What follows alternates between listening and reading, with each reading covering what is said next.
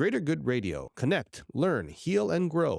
After Nothing's Gonna Change My Love for You, I was signed to MCA Records in the United States. And they said, hey, what kind of record are you looking at doing? I said, well, I'd like to continue with what I've been doing, which is love songs, and kind of do something maybe like some pop rock, which is did a little bit like a Richard Marx type sounding stuff, which is what I was doing previously. And they kind of looked at me and said, well, if you want to do that, then you're going to have to find another recording deal.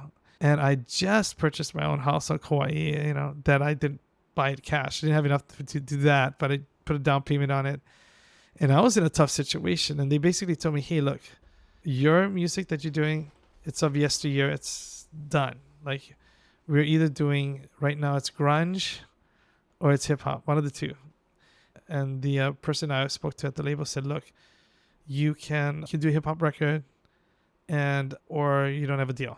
And so I kind of caved in, honestly. I just said, you know what? I'll give it a whirl. I love listening to R&B music. That's nothing.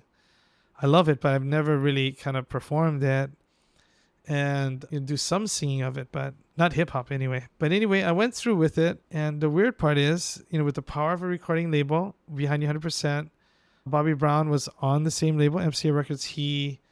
One of the people at the recording label, after we had recorded the song, said that, hey, it would be great to have Bobby do the rap on his in-between records. And my manager, again, very good friends with Rick James, who lives in Buffalo, had me meet with Rick James. And he said, hey, I know, Rick James is kind of like a god in the R&B community, very well respected. And he basically got Bobby on the phone. He said, hey, Bobby, I want you to work with Glenn. And like you were there when he made the call? Yeah. How did that go then? You were set up with this meeting with Rick James? Yeah, I went to his house with my manager. It was in Buffalo where my manager lived. And we went in there, and really nice guy. And he had I remember a big desk. It almost looked like a CEO's desk. Very dark room. I'm sitting in there, and he was dressed very casually and just a really nice guy. Hey, Glenn, what are you working on? Da-da-da. Here's what I'm doing. Da-da-da. I heard your records. He did his homework. He listened to stuff, and he says, like, hey. And he was good friends with my manager. And he said, you know what? My manager just so happened to be a guy that there are a lot of R&B artists that were signed to his record label. I'm trying to think of some right now, but the Stylistics were one of them. And so the relationship was there. He got Bobby on the phone. And next thing you know, Bobby was flying to LA from Atlanta to go and do the rap, write a rap for it and for the song.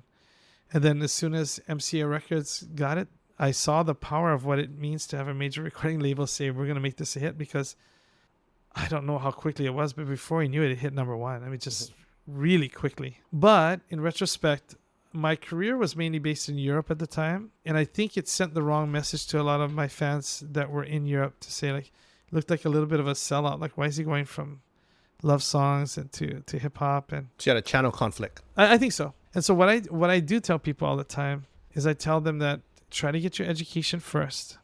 Have something to fall back on so that you don't have to make any decisions you don't want to make. But you're 16. How are you going to do that? So here's the exception to the rule.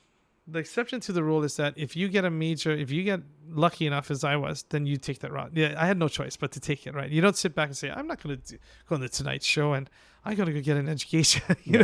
No, you strike, right, when the iron's hot. And so I did that, and that was the right thing to do. But the chances of that happening is so minuscule, right? So for most people, it's go and get your education, expand your mind, work on learning to play the guitar, the things, work on your songwriting skills, work with other people who are like-minded, and then go out and try and get a record deal. To me, that's the best path to take.